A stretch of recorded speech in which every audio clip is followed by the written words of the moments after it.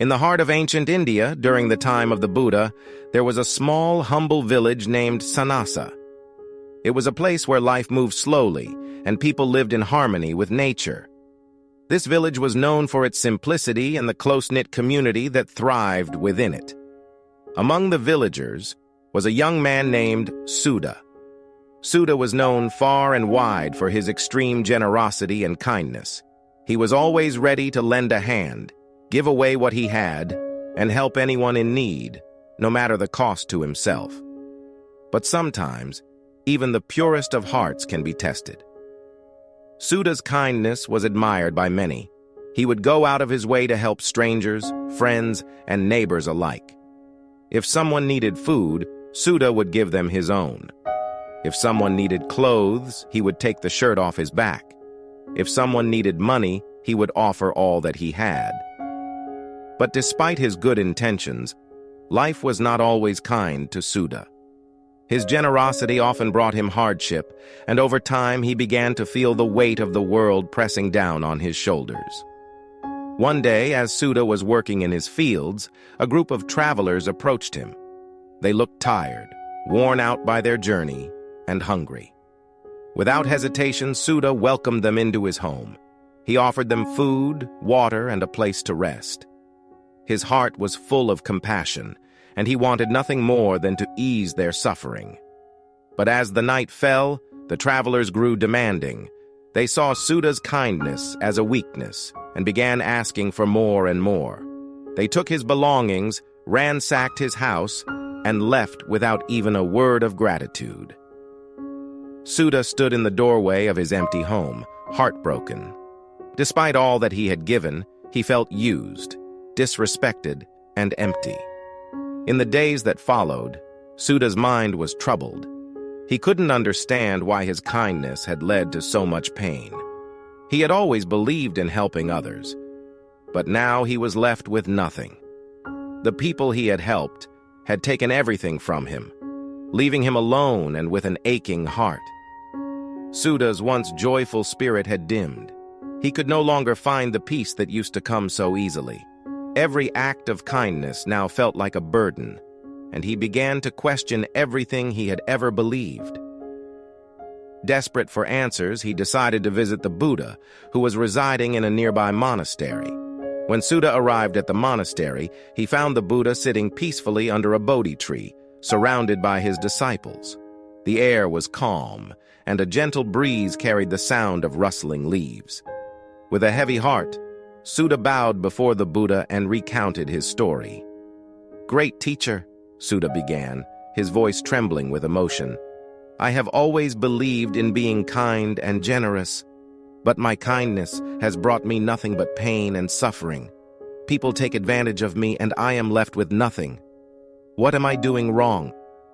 The Buddha listened to Suda's words with compassion, his eyes full of understanding. After a moment of silence, the Buddha spoke softly. "Suda, kindness and generosity are indeed noble virtues, but they must be balanced with wisdom. Let me tell you a story that might help you understand. In a distant kingdom, there was a wise and beloved king named Ananda. He was known throughout the land for his fairness, his generosity, and his deep love for his people. King Ananda had a beautiful garden that he cherished deeply. This garden was filled with rare flowers that bloomed in vibrant colors, fruits that were sweet and nourishing, and a small pond with crystal-clear water that sparkled in the sunlight. One day, a group of wandering monks came to the king's palace. Seeing their weary state, the king invited them into his garden. He offered them food, shelter, and a place to rest. The monks were grateful and blessed the king for his kindness. King Ananda felt a deep sense of fulfillment, knowing that he had helped those in need. As time passed, word of the king's generosity spread far and wide. More and more travelers came to the palace, seeking his help. And true to his nature, King Ananda welcomed them all with open arms. He gave freely, hoping that his actions would inspire others to be kind and generous as well. But not all travelers were sincere in their intentions. Some began to take advantage of the king's generosity. They demanded more than they needed, destroyed the garden, and even polluted the once pristine pond. Despite the growing chaos, King Ananda continued to give, believing that his kindness would eventually change the hearts of those who sought only to take. But as the days passed, the situation only worsened. The once beautiful garden, which had been a symbol of peace and prosperity, had turned into a desolate wasteland. The flowers withered, the fruits rotted on the vines, and the pond became murky and lifeless. The king was left with nothing but regret. His heart, once full of hope, now felt heavy with sorrow. One evening, a wise sage visited the kingdom. Seeing the state of the garden and the king's distress, the sage approached King Ananda and said, "Great king, your heart is pure, and your intentions are noble, but you have misunderstood the true essence of kindness." The king, eager to learn, asked the sage to explain further. The sage smiled gently and said, "Kindness must be like a river, flowing freely but with boundaries. It must nourish and give life, but it should not allow itself to be polluted. You must learn to say no when necessary and protect what is precious." The sage continued, "True kindness is about balance. It is about understanding the needs of others while also taking care of oneself. When you give too much without consideration, you deplete your own resources and harm yourself. Wisdom lies in knowing when to give and when to withhold." The king realized his mistake. He had been so focused on giving that he had forgotten to protect what was important. With newfound wisdom, King Ananda began to rebuild his garden. He set boundaries, ensuring that only those who genuinely needed help would receive it. He learned to say no when necessary and protected the garden from those who sought to take it without gratitude. Over time, the garden flourished once again. The flowers bloomed, the fruits ripened, and the pond sparkled with life. The garden became a symbol of balanced kindness and wisdom, a place where generosity was given, but only within the boundaries that ensured its sustainability. As the Buddha finished the story, he looked at Sudha with gentle eyes. "Sudha," the Buddha said softly, "like King Ananda, you must learn to balance your kindness with wisdom. It is important to help others, but it is equally important to protect yourself from those who seek to take advantage of your generosity." Sudha pondered over the Buddha's words, his heart slowly beginning to feel lighter. "But how can I know when to say no and when to give?" Sudha asked, still unsure of how to change. The Buddha replied, "It is a matter of mindfulness and discernment. Observe the intentions of those who seek your help. Genuine need is different from exploitation. Practice mindfulness to understand the difference. Use your intuition, and do not be afraid to set boundaries.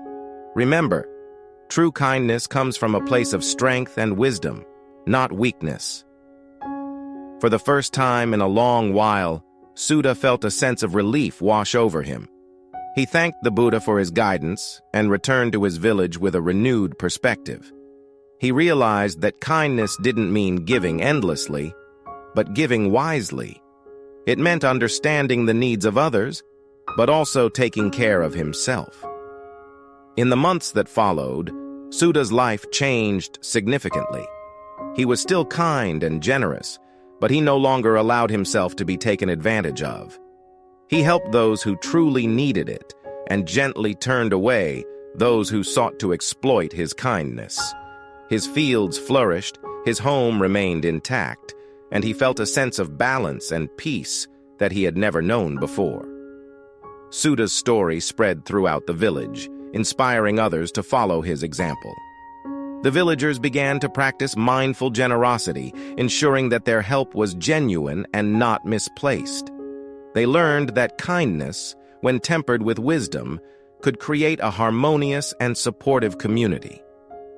One day, as Sudha was working in his fields, he noticed a familiar group of travelers approaching. These were the same people who had once taken advantage of his kindness. But this time, Suda was different. He had learned the power of balance. He approached the travelers with a calm and confident demeanor. "Welcome," he said with a gentle smile. "How can I help you today?" The travelers, taken aback by Suda's change in attitude, hesitated. They realized that they could no longer exploit his kindness. Suda, sensing their hesitation, continued, "I am willing to help those who are in genuine need, but I will not tolerate dishonesty or greed. If you are sincere, I will do my best to assist you." The travelers, ashamed of their previous actions, confessed their wrongdoings and apologized to Suda. They had come to realize the error of their ways and wanted to make amends. Suda, seeing their genuine remorse, offered them food and water, but this time with clear boundaries. He set limits on what he could provide and made sure that his kindness was not taken for granted.